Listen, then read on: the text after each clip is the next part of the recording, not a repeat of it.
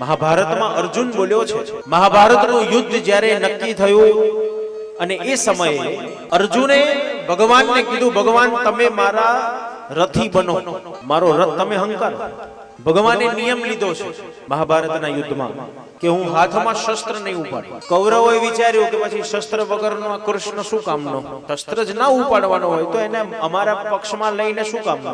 પણ દુર્યોધનની ઈચ્છા છે કે જો ભગવાનની 18 અક્ષૌહિણી સેના મળી જાય તો આખા વિશ્વમાં દ્વારિકા સિવાય આવડી મોટી સેના બીજા કોઈની જોડે નથી.